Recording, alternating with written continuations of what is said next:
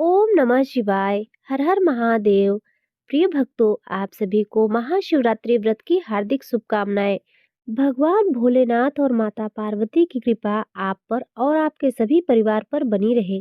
महाशिवरात्रि के द्वितीय पहर में भक्त दूध से शिवलिंग का अभिषेक करते हैं।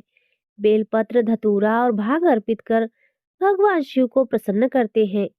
सच्चे मन से की गई यह पूजा और द्वितीय पहर की कथा का श्रवण जीवन में सुख, शांति और समृद्धि लाता है। कहा जाता है कि इस पहर की कथा सुनने से भगवान शिव की विशेष कृपा प्राप्त होती है और परिवार में मंगलमय वातावरण बना रहता है। आइए भक्ति भाव से सुनते हैं द्वितीय पहर की कथा। जय श्री गणेश। सतयुग में दक्ष प्रजापति की पुत्री सती ने भगवान शिव को अपने पति रूप में प्राप्त करने के लिए घोर तपस्या की थी। उनका विवाह भगवान शिव से हुआ, लेकिन एक बार दक्ष प्रजापति ने एक विशाल यज्ञ का आयोजन किया और उसमें भगवान शिव को आमंत्रित नहीं किया। देवी सती ने जब अपने पिता के यज्ञ में जाना चाहा तो भगवान शिव ने उन्हें समझाया कि जहां उनका सम्मान ना हो वहां जाना उचित नहीं। परंतु सती अपने पिता से मिलने और कारण जानने के लिए चली गईं। यज्ञ में पहुंचकर उन्होंने देखा कि उनके पिता ने भगवान शिव का अपमान किया है। यह सहन ना कर पाने के कारण उन्होंने वही योगाग्नि द्वारा अपने प्राण त्याग दिए। भगवान शिव को जब यह ज्ञात हुआ तो उन्होंने क्रोधित होकर तांडव किया और वीरभद्र को भेजकर दक्ष यज्ञ का विध्वंस करवा दिया। तब देवी सती ने अगले जन्म में राजा हिमालय और माता मैना के घर में जन्म लिया। उन्हें पार्वती नाम दिया गया। बचपन से ही देवी पार्वती भगवान शिव की परम भक्त थी। देवर्षि नारद ने एक दिन माता पार्वती जी को बताया कि वे पूर्व जन्म में सती थीं और भगवान शिव उनके नियत पति हैं। यह सुनकर पार्वती जी ने अपने हृदय में भगवान शिव को प्राप्त करने का निश्चय किया और कठोर तपस्या में लीन हो गई। तब माता पार्वती ने हजारों वर्ष तक हिमालय की गुफाओं में कठिन साधना की। पहले उन्होंने केवल फलाहार किया, फिर केवल सूखे पत्तों का सेवन करने लगी। अंत में उन्होंने जल और अन्न त्याग कर केवल वायु के आधार पर तपस्या की। उनकी इस कठोर तपस्या से समस्त देवता और ऋषि मुनि प्रभावित हो गए। स्वयं ब्रह्मा और विष्णु भी पार्वती जी की भक्ति देखकर चकित थे। भगवान शिव माता पार्वती की भक्ति से प्रसन्न तो थे, लेकिन वे उनके प्रेम की परीक्षा लेना चाहते थे। तब उन्होंने सप्तऋषियों को देवी पार्वती जी के पास भेजा। सप्तऋषियों ने माता पार्वती से कहा कि हे देवी, आप इतनी कठिन तपस्या क्यों कर रही हैं? लेकिन शिव तो वैरागी हैं। वे सांसारिक जीवन से परे हैं, भस्म रमाने वाले हैं, शमशान में रहने वाले हैं। आप जैसी राजकुमारी के योग्य वे नहीं हैं। तब माता पार्वती जी ने उत्तर दिया, भगवान शिव समस्त ब्रह्मांड के स्वामी हैं और उनकी भक्ति से बढ़कर कुछ भी नहीं है। मेरे लिए शिव ही सर्वस्व है। यह सुनकर सप्तऋषि संतुष्ट हुए और भगवान शिव को यह समाचार सुनाया। तब भगवान शिव स्वयं एक वृद्ध ब्राह्मण का रूप धारण करके देवी पार्वती जी के पास आए और उनसे बोली, हे देवी, तुम युवा, रूपवान और दिव्य गुणों से युक्त हो। मैं देख रहा हूँ कि तुम भगवान शिव के लिए इतनी कठिन तपस्या कर रही हो, लेकिन क्या तुमने सोचा है कि शिव जी की कोई संपत्ति नहीं? वे वनवासी हैं, भस्म लगाते हैं और मृगछाल धारण करते हैं। क्या तुम सच में ऐसा वर चाहती हो? माता पार्वती जी ने उत्तर दिया, हे ब्राह्मण देव, आप चाहे जो कहें, लेकिन मेरे लिए तो शिव ही सब कुछ है। उनके बिना मैं जीवन की कल्पना भी नहीं कर सकती। तभी भगवान शिव अपने वास्तविक रूप में प्रकट हुए और माता पार्वती जी से बोले, हे देवी, तुम्हारी भक्ति और तपस्या से मैं प्रसन्न हूँ। मैं तुम्हें अपनी अर्धांगिनी के रूप में स्वीकार करता हूँ। माता पार्वती जी ने बड़ी प्रसन्नता से मुस्कुराते हुए भगवान शिव के चरणों में प्रणाम किया। जब भगवान शिव ने विवाह का निश्चय किया तो सभी देवी देवताओं और ऋषियों में आनंद छा गया। परंतु जब भगवान शिव की बारात प्रस्थान करने लगी तो यह अन्य विवाहों से बिल्कुल भिन्न थी। बारात में भूत, प्रेत, पिशाच, नाग, योनि और अघोरी शामिल थे। भगवान भी स्वयं भस्म रमाए हुए, गले में नाग धारण किए हुए और बैल पर सवार होकर निकले। इधर माता पार्वती जी की माता मैना जब यह बारात देखने लगी तो चिंतित हो गई। तब भगवान शिव अपनी माया से सुंदर स्वरूप धारण कर लेते हैं और माता पार्वती जी से विधिवत विवाह करते हैं। भगवान शिव और माता पार्वती जी के इस विवाह से यह सिद्ध होता है कि सच्चे प्रेम और समर्पण से भगवान भी प्रसन्न होकर कृपा बरसाते हैं। महाशिवरात्रि के द्वितीय पहर में इस कथा को सुनने से दाम्पत्य जीवन सुखमय बनता है। जो व्यक्ति विवाह में समस्याओं का सामना कर रहे हों, उन्हें तो इस कथा को अत्यंत श्रद्धा से सुनना चाहिए। जिन कन्याओं का विवाह नहीं हो पा रहा हो, वे माता पार्वती जी का व्रत करें और इस कथा का श्रवण करें।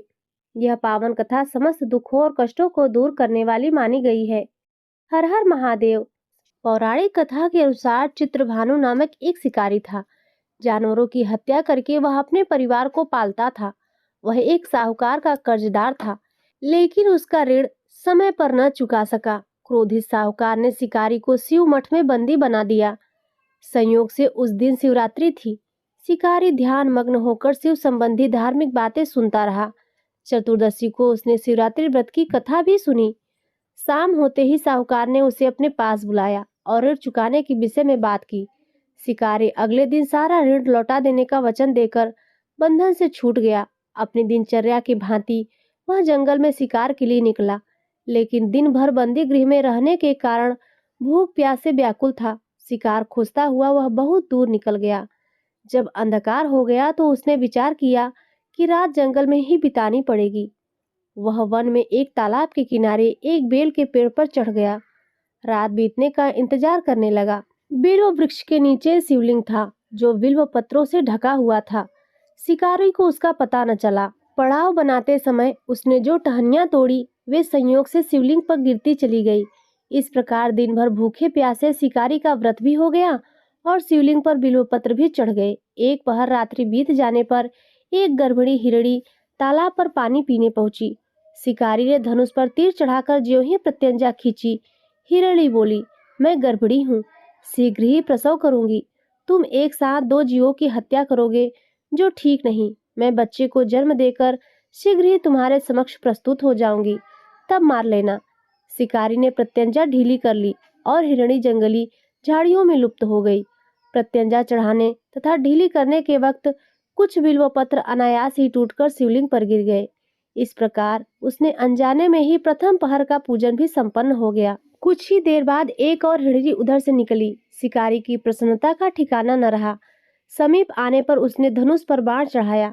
तब उसे देख हिरणी ने विनम्रता पूर्वक निवेदन किया, हे शिकारी, मैं थोड़ी देर पहले ऋतु से निवृत्त हुई हूँ। कामातुर वीरहिणी हूँ, अपने प्रिय की खोज में भटक रही हूँ। मैं अपने पति से मिलकर शीघ्र ही तुम्हारे पास आ जाऊंगी। शिकारी ने उसे भी जाने दिया। 2 बार शिकार को खोकर उसका माथा ठनका। वह चिंता में पड़ गया। रात्रि का आखिरी पहर बीत रहा था। इस बार भी धनुष से लगकर कुछ बेलपत्र शिवलिंग पर जा गिरे तथा दूसरे प्रहर की पूजा भी संपन्न हो गई। तभी एक अन्य हिरणी अपने बच्चों के साथ उधर से निकली। शिकारी के लिए यह स्वर्णिम अवसर था। उसने धनुष पर तीर चढ़ाने में देर नहीं लगाई। वह तीर छोड़ने ही वाला था कि हिरणी बोली, हे शिकारी, मैं इन बच्चों को इनके पिता के हवाले करके लौट आऊंगी। इस समय मुझे मत मारो। शिकारी हंसा और बोला, सामने आए शिकार को छोड़ दूं? मैं ऐसा मूर्ख नहीं। इससे पहले मैं 2 बार अपना शिकार खो चुका हूँ। मेरे बच्चे भूख प्यास से व्यग्र हो रहे हैं। उत्तर में हिरणी ने फिर से कहा, जैसे तुम्हें अपने बच्चों की ममता सता रही है, ठीक वैसे ही मुझे भी। हे शिकारी, मेरा विश्वास करो, मैं इन्हें इनके पिता के पास छोड़कर तुरंत लौटने की प्रतिज्ञा करती हूँ। हिरणी का दुख भरा स्वर सुनकर शिकारी को उस पर दया आ गई। उसने उस मृगी को भी जाने दिया। शिकार के अभाव में तथा भूख प्यास से व्याकुल शिकारी अनजाने में ही बेल वृक्ष पर बैठा बेल पत्र तोड़ तोड़कर नीचे फेंकता जा रहा था। थोड़ी देर बाद ही एक हृष्ट पुष्ट मृग उसी रास्ते पर आया। शिकारी ने सोच लिया कि इसका शिकार वह अवश्य ही करेगा। शिकारी की तनी प्रत्यंचा देखकर मृग विनीत स्वर में बोला, हे शिकारी, यदि तुमने मुझसे पूर्व आने वाली 3 मृगियों तथा छोटे छोटे बच्चों को मार डाला है, तो मुझे भी मारने में विलंब न करो, ताकि मुझे उनके वियोग में एक क्षण भी दुख न सहना पड़े। मैं उन हिरणियों का पति हूँ। यदि तुमने उन्हें जीवन दान दिया है, तो मुझे भी कुछ क्षण का जीवन देने की कृपा करो। मैं उनसे मिलकर तुम्हारे समक्ष उपस्थित हो जाऊंगा। मृग की बात सुनते ही शिकारी के सामने पूरी रात का घटनाक्रम घूम गया। उसने सारी कथा मृग को सुना दी। तब मृग ने कहा, मेरी तीनों पत्नियां जिस प्रकार प्रतिज्ञाबद्ध होकर गई है, मेरी मृत्यु से अपने धर्म का पालन नहीं कर पाएंगी। अतः जैसे तुमने उन्हें विश्वास पात्र मानकर छोड़ा है, वैसे ही मुझे भी जाने दो। मैं उन सबके साथ तुम्हारे सामने शीघ्र ही उपस्थित होता हूँ। शिकारी ने उसे भी जाने दिया। इस प्रकार प्रातः हो आई। उपवास, रात्रि जागरण तथा शिवलिंग पर बेलपत्र चढ़ाने से अनजाने में ही शिवरात्रि की पूजा पूर्ण हो गई। पर अनजाने में की हुई पूजन का परिणाम उसे तत्काल मिला। शिकारी का हिंसक हृदय निर्मल हो गया, उसमें भगवत शक्ति का वास हो गया। थोड़ी ही देर बाद वह मृग सपरिवार शिकारी के समक्ष उपस्थित हो गया ताकि वह उनका शिकार कर सके। किंतु जंगली पशुओं की ऐसी सत्यता, सात्विकता एवं सामूहिक प्रेम भावना देखकर शिकारी को बड़ी ग्लानि हुई। उसने मृग परिवार को जीवन दान दे दिया। अनजाने में शिवरात्रि के व्रत का पालन करने पर शिकारी को मोक्ष और शिवलोक की प्राप्ति हुई। हे भोलेनाथ, जो भक्त सच्ची श्रद्धा के साथ आपके पास आता है, आपका व्रत करे, आपका पूजन करे, भगवान भोलेनाथ आप उनकी समस्त इच्छाओं को पूर्ण करना और सदा सुखी और समृद्ध बनाना। तो प्रेम से बोलिए भगवान भोलेनाथ की जय हो। प्रिय भक्तों, अब सुनिए शिव चालीसा। दोहा। जय गणेश गिरिजा सुमन, मंगल मूल सुजान, कहत अयोध्या दास तुम, देव अभय वरदान। चौपाई। जय गिरजापति दीन दयाला, सदा करत संतन प्रतिपाला। भाल चंद्रमा सोहत नीके, कानन कुंडल नाक फनीके। अंग गौर सिर गंग बहाए, मुंड माल तन छार लगाए। वस्त्र खाल बाघंबर सोहे, छवि को देख नाग मुनि मोह। मैना मातु की हवे दुलारी, वाम अंग सोहत छवि न्यारी। कर त्रिशूल सोहत छवि भारी, करत सदा शत्रुन क्षयकारी। नंदी गणेश सोहत कैसे, सागर मध्य कमल है जैसे। कार्तिक श्याम और गणराऊ, या छवि को कहे जात न काऊ। देवन जब ही जाए पुकारा, तब ही दुख प्रभु आप निवारा। किया उपद्रव तारक भारी, देवन सम्मिल तुम्हें जुहारी। तुरंत शरण आप पठायो, लौ निमेष महामार गिरायो। आप जलंधर असुर संहारा, सुयस तुम्हार विदित संसारा। त्रिपुरासुर सरिंधु मचाई, सबही कृपा कर लीन बचाई। किया तपहि भागीरथ भारी, पुर प्रतिज्ञा तासु पुरारी। दानिन मह तुम समकोउ नाही, सेवक की स्तुति करत सदाही। वेद नाम महिमा तव गाई, अकथ अनादि भेद नहीं पाई। प्रगट उदधि मंथन में ज्वाला, जरत सुरासुर भय बिहाला। कीन्ह दया तह करी सहाई, नीलकंठ तब नाम कहाई। पूजा रामचंद्र जब कीन्हा, जीत के लंक विभीषण दीन्हा। सहस कमल में हो रहे धारी, कीन्ह परीक्षा तबहि पुरारी। एक कमल प्रभु राख्यो जोई, कमल नयन पूजा चह सोई। कठिन भक्ति देख प्रभु शंकर, भय प्रसन्न दिए इच्छित वर।